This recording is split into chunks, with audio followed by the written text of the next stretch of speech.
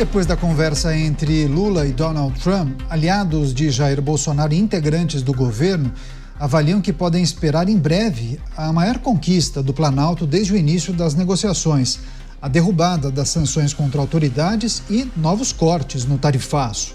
A ministra de Relações Institucionais, Gleisi Hoffmann, ela criticou integrantes da oposição por defenderem as taxas e punições e os chamou de traidores da pátria.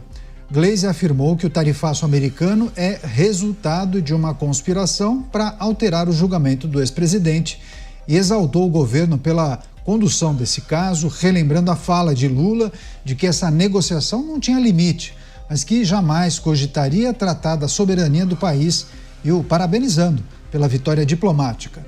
Nesta quarta-feira, o chefe do executivo disse estar perto de apresentar novidades. Chamar os nossos comentaristas, Roberto Mota ao vivo, conectado com a gente lá no Rio de Janeiro, e ontem nós falávamos sobre como isso seria tratado no âmbito eleitoral, né? Você disse, não espere até lá, né? Talvez isso já comece a ser trabalhado agora, neste momento. É mais ou menos essa postura que você identifica quando os integrantes do governo comemoram cada passo dado? Esse é um fenômeno curioso, Caniato, e sob alguns aspectos, um fenômeno bonito. Boa noite a você, boa noite aos meus colegas de bancada, boa noite à nossa audiência. A esquerda está adotando tradicionais bandeiras de direita. A esquerda passou a defender a soberania nacional, passou a usar camiseta amarela e abraçar a bandeira. A esquerda passou a falar sobre religião e até elogiar quem é cristão. A esquerda anda até admitindo a punição de criminosos. É como eu já disse aqui uma vez, até a eleição chegar, a esquerda vai adotar o slogan Pátria, Família e Religião.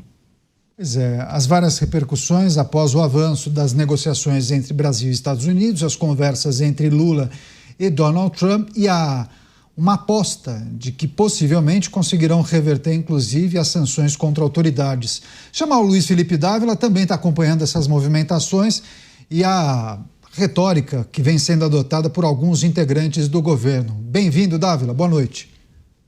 Boa noite, Caniato. Boa noite, Diego Tavares, Mota e a nossa querida audiência.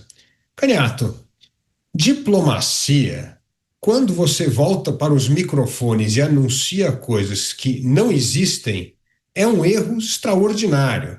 Primeiro, porque se as coisas não se concretizam, você fica com cara de bobo. Segundo, que Donald Trump só disse que viriam notícias melhores. Quem interpretou que notícias melhores é suspensão de vistos para os Estados Unidos faz isso de acordo com o seu próprio delírio, mas não de acordo com os fatos. Portanto, vamos esperar. Em Donald Trump, só uma coisa é possível ter certeza: a imprevisibilidade. O que parece hoje uma boa notícia pode virar rapidamente amanhã. Portanto, não é momento de celebrar, é momento de ter serenidade. E o que o Brasil precisa é continuar focando nas negociações de redução de tarifas. Este, sim, é um ponto que a diplomacia pode fazer a diferença. Quanto à pauta política, isso depende exclusivamente de Donald Trump. E não é química com o presidente da República ou telefonema que fará o presidente americano mudar de ideia. Chamar o Diego Tavares, hoje com a gente em Os Pingos nos Is. Diego, seja bem-vindo, uma ótima noite a você. Quais são suas impressões a respeito desse posicionamento dos integrantes do governo que se manifestam de forma muito otimista, né? Eles têm contabilizado o que eles consideram vitórias do presidente da República e agora apostam na reversão dos produtos que ainda estão taxados pelos Estados Unidos, mas também esperam a reversão das medidas que foram tomadas contra autoridades. Você entende que esse é o caminho ou há um exagero aí? Sem dúvida é um exagero, Caniato. Uma boa noite a você, boa noite ao Mota, ao Dávila e a todos que nos acompanham nessa noite aqui nos Pingos nos Is. E, Caniato, o governo já passou uma grande vergonha quando tomou uma bronca pública da embaixada americana, que dizia que o governo estava comemorando até fotos tiradas com autoridades norte-americanas após reuniões, e o caminho não era bem por aí. A respeito dessa dissecação do tarifaço, a respeito dessa retração do tarifaço, tem muito mais a ver com a pressão inflacionária norte-americana, com os efeitos do tarifaço nos consumidores americanos, no mercado de consumo norte-americano, do que dos nossos esforços diplomáticos. É bem verdade que o governo teve conversas, o governo teve reuniões, mas a grande cereja do bolo, o grande fator definitivo aí foi a pressão na popularidade do próprio Donald Trump, haja vista que essa política de tarifas, não só em relação ao Brasil, mas em relação ao mundo inteiro, acabou encarecendo o custo de vida do norte-americano. Donald Trump não tem amigos no tabuleiro geopolítico. Donald Trump tem no tabuleiro os seus interesses. Esse é o norte dele. Os interesses norte-americanos é aquilo que pauta se o tarifaço brasileiro persiste ou se deixa de existir. Para a sorte do atual governo, o tarifaço tem causado prejuízos aos norte-americanos e, bem por isso, o governo norte-americano está com as portas abertas para as negociações. Toda e qualquer vitória nesse sentido, como eu disse, deve-se muito mais ao atendimento dos interesses norte-americanos do que à eficiência da nossa diplomacia, que, digamos aqui, é verdade. Foi, inclusive, muito ineficiente desde o começo do tarifaço. O governo federal preferiu capitalizar os dividendos políticos advindos do tarifaço diante do refreamento da popularidade, da queda de popularidade que o presidente Lula enfrentava, e optou por manter a guerra ideológica, a guerra contra o imperialismo norte-americano, ao invés de ir direto à mesa de negociações para levar os interesses brasileiros ao presidente norte-americano. Precisou o próprio Donald Trump, na Assembleia Geral da ONU, chamar o Lula às negociações, se mostrar ali uma pessoa amigável, disposta aos negócios, para que tudo tivesse início. Então, como você disse muito bem ao questionar o Dávila, é pura retórica,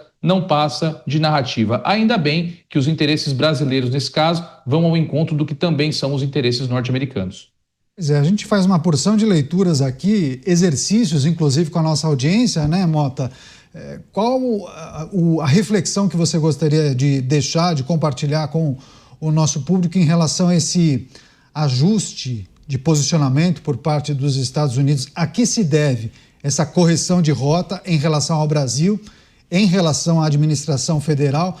Você acha que aquela tese de que a questão econômica foi determinante, o preço da carne, do café e da laranja estavam mais caros para o americano e isso foi determinante para Donald Trump promover essa correção? Não, eu não acho isso. Eu acho que isso é a última das considerações de Donald Trump. Agora, eu não tenho ideia do que motiva as ações dele. É irônico que o governo brasileiro considere um eventual restabelecimento dos vistos dos ministros, se isso vier a acontecer, como a sua maior vitória. Eu acho que tem ironia nisso. Agora, não há dúvida de que isso seria um acontecimento surpreendente. Mas olha, Caniato, os últimos tempos têm sido muito cheios de surpresas, né? Desde aquele problema com o teleprompter na ONU, tudo mudou. Não há nenhuma dúvida que a pressão que o governo Trump fazia sobre o Estado brasileiro foi aliviada. E me parece que por uma decisão unilateral de Donald Trump. Mas há um elemento chave que vai determinar o que vai acontecer no futuro próximo. É a situação da Venezuela. De um jeito ou de outro, há muito mais coisas em jogo ali do que sonha a nossa vã filosofia. Dávila, essa relação alcançou um patamar de segurança porque o governo brasileiro parece muito mais tranquilo e crente que conseguirá subir alguns degraus nessa negociação, né?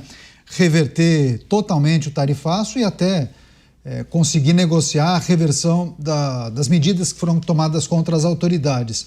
Quando você fala da imprevisibilidade do líder norte-americano, você está querendo dizer o quê? Muitas vezes o governo brasileiro entende que a relação é ótima, mas pode ser surpreendido com uma decisão tomada à noite na Casa Branca?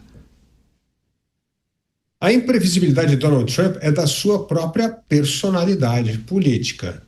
Você sempre está pisando em ovos. Nunca sabe quando ele está favorável a alguma coisa ou quando ele vai disparar alguma ideia completamente contraditória ao que ele havia dito o dia seguinte ou um dia antes. Então, isso acontece com Donald Trump.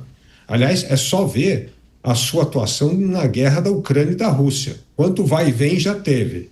Já teve desde o momento que a Ucrânia tinha que entregar tudo, até o outro momento que ele dizia para o Zelensky que se ele estava preparado para jogar um míssil nuclear na Rússia. Então tem de tudo. É uma gangorra. A gente nunca sabe o que acontece. Então não dá para ter certeza de nada, a não ser quando as coisas são anunciadas.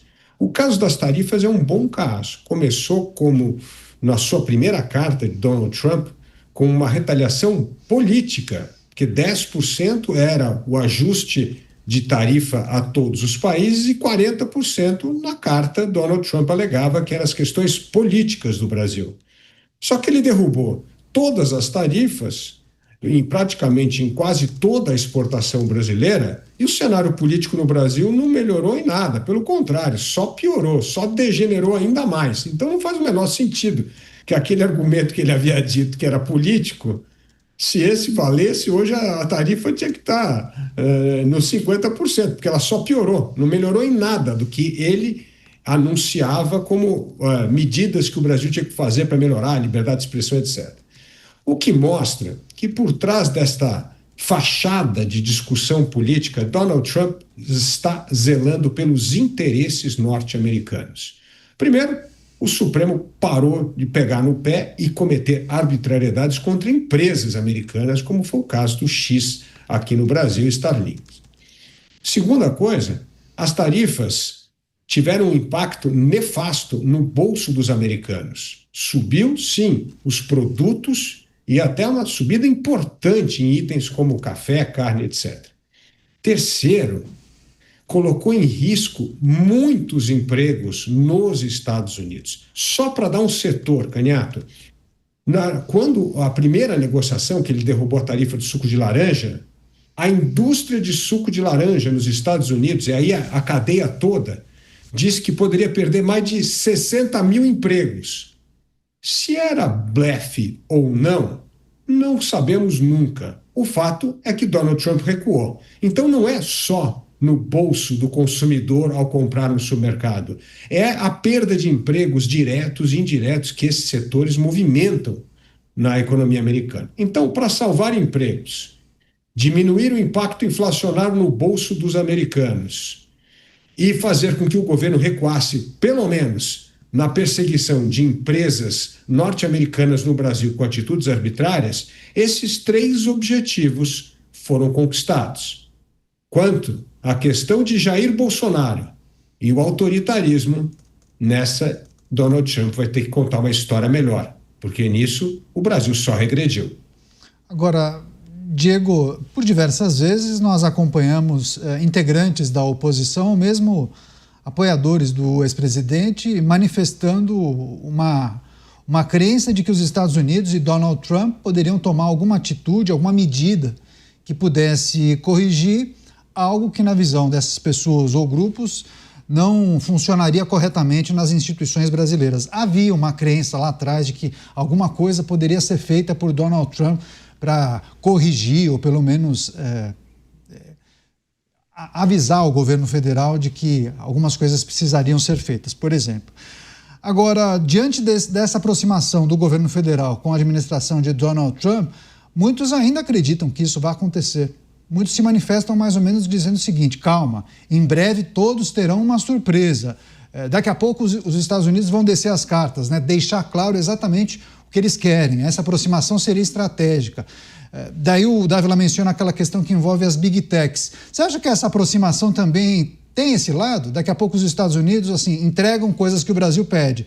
Mas daqui a pouco os Estados Unidos também vão pedir, olha, aquele projeto da regulamentação não pode seguir dessa forma, vai prejudicar as nossas empresas. Você acha que pode avançar num sentido também que atenda aos anseios dos Estados Unidos?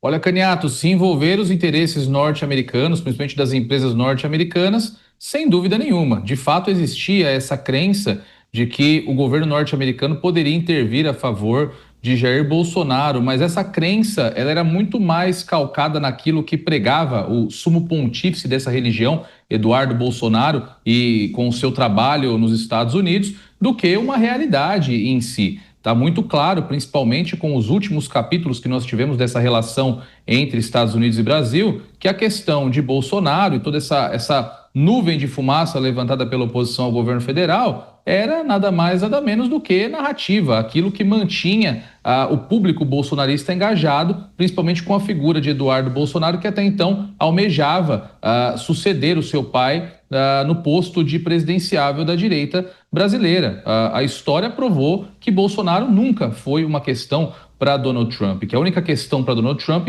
eram os interesses norte-americanos. E alguém pode perguntar, mas e a questão dos vistos, a questão da sanção com a lei Magnitsky sobre Alexandre de Moraes? Isso também tem muito mais a ver com as decisões da Suprema Corte que prejudicaram empresas norte-americanas, como o X, que à época ainda é de titularidade de Elon Musk, que à época era um aliado de primeira hora de Donald Trump. Quem aqui não se lembra da briga que ambos travaram pela própria rede social X, enfim, com diversas mensagens de Elon Musk dizendo que iria atrás de Alexandre de Moraes para que ele pagasse por crimes que estaria cometendo no Brasil. Então, essa decisão de sancionar as autoridades brasileiras, na minha avaliação, tem muito mais a ver com as sanções que o judiciário brasileiro impôs sobre empresas norte-americanas do que com a questão política de Bolsonaro. É que a época da carta que Donald Trump encaminhou ao presidente Lula, ele já havia rompido as suas relações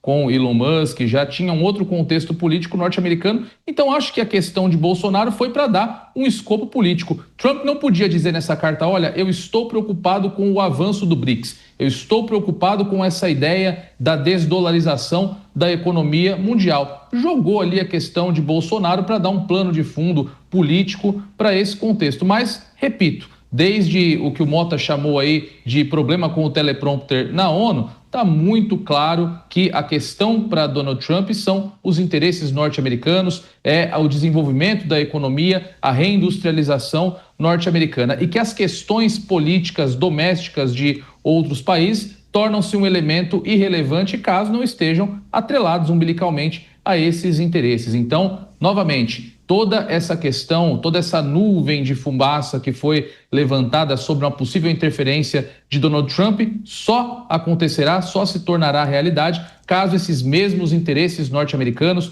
mesmos interesses de empresas norte-americanas entrem em xeque em razão dessas contas. Do contrário, dificilmente Donald Trump vai intervir para mexer na política, no tabuleiro político brasileiro. Mota, quer só arrematar, fechar essa discussão? Porque eu me lembro lá atrás, quando a gente analisava aqueles primeiros comunicados de Donald Trump, as questões políticas estavam em destaque, né? Depois parece que a situação virou e aí começaram a falar somente da agenda comercial, agenda econômica. Eu acho que a crença de que o interesse de Trump na situação política brasileira foi baseada em uma fantasia bolsonarista, não se sustenta na realidade. Essa crença foi baseada nas declarações do próprio Trump. Aliás, não só de Trump, a fartura de declarações também de Marco Rubio, da Embaixada Americana, do Scott Bessent, o secretário do Tesouro, está tudo online. Inclusive 3 cartas assinadas por Trump, que nós lemos aqui. Eu fiz questão de ler bem devagar na época, porque estava acontecendo problemas de interpretação de texto. O primeiro parágrafo inteiro de 2 dessas cartas falava exclusivamente sobre a situação política de Jair Bolsonaro. Então, foi o próprio Trump que disse. Só Trump pode explicar se ele mudou de ideia, se isso não é mais importante, se ele recebeu alguma informação que ele não tinha antes. Agora, eu acho que não tem sentido a gente imaginar que não ocorreu uma coisa que ocorreu, só porque a gente não tem uma boa explicação para ela. Eu acho que nenhuma das explicações que estão dadas, sendo discutidas publicamente, tanto por um lado quanto por o outro, nenhuma dessas explicações, para mim, faz nenhum sentido. Eu acho que é evidente que Donald Trump tem em primeiro lugar os interesses americanos, isso nunca esteve em dúvida. Agora, é claro, nítido, que ele mudou a direção, mudou a estratégia dele. Por quê? Só ele vai poder explicar. Ou talvez não queira explicar nesse momento, né? Talvez alguma coisa possa explicar essa mudança de posicionamento. Porque, de fato, se a gente analisa essa carta que o Mota destacou, aquele primeiro comunicado, boa parte do texto dedicado a Jair Bolsonaro, pois as pessoas fazem comparação sobre o que disse Donald Trump quando foi informado sobre a prisão de Jair Bolsonaro. Aí o presidente americano se resumiu a falar, é uma pena. Dávila, por que essa mudança? Você acha que os auxiliares, os secretários de Donald Trump informaram sobre os impactos do tarifaço na economia americana? Foi só isso? Tem alguma coisa talvez que a gente não saiba, né? Com certeza, Caniato, mas uma coisa é óbvia. Ele percebeu que o custo de manter tarifas políticas pesa demais nos Estados Unidos, pesa demais em emprego, pesa demais no bolso do americano. A gente nunca pode esquecer uma coisa fundamental, Caniato. Tarifa é imposto. Quando você aumenta 50% de tarifa, você está aumentando como se fosse 50% de imposto em cima daqueles produtos. Isso é fato. Então, o que aconteceu é que talvez Donald Trump tenha percebido que a utilização de aumento de imposto como retaliação política não é uma boa coisa para o interesse americano, principalmente para o interesse do consumidor e dos trabalhadores americanos que ele diz que defende. E qual deve ser o próximo episódio ou os próximos capítulos nessa relação Brasil e Estados Unidos? Como o governo deve tentar administrar essa boa relação, Diego? Olha, Caniato, nós tivemos uma boa amostra do impacto que causa um abalo nas relações comerciais norte-americanas. Alguns setores que foram salvos aí nos 45 do segundo tempo previam verdadeiros colapsos, com demissões em massa, e nós tivemos também uma retração forte na nossa balança comercial. Estados como o estado de São Paulo, por exemplo, o estado do Rio de Janeiro, que tem os Estados Unidos como principal parceiro comercial. No geral, os Estados Unidos são o nosso segundo maior parceiro comercial, mas para alguns estados representa a primeira colocação.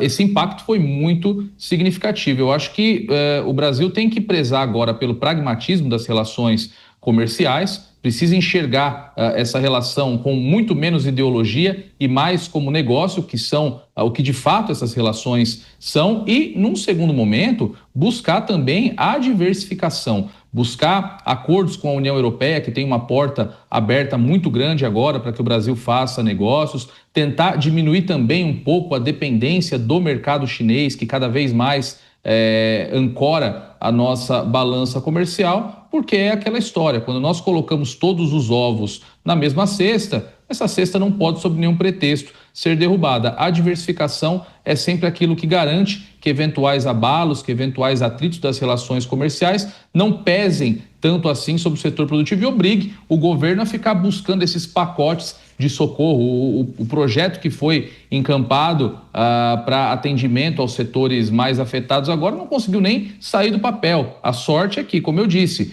em razão dos interesses norte-americanos coincidirem com os interesses brasileiros nessa pauta, nós tivemos a retração desse tarifaço. Do contrário, muitos setores ainda estariam aí de cabeça quente, como estão, né? Tem uma expectativa para redução ainda mais das tarifas, mas muitos setores ainda estão na berlinda. Então, o que nós precisamos é redesenhar o nosso padrão econômico, deixar de ter menos parceiros, passar a ter mais parceiros, diversificar mais a nossa balança comercial. É quase como uma lição de economia doméstica, que na verdade a gestão da economia pública não é diferente da economia que nós fazemos na nossa casa. Temos que tomar melhores decisões e, claro, sempre bom também pensar na responsabilidade fiscal para aliviar um pouquinho também a conta para o lado do contribuinte.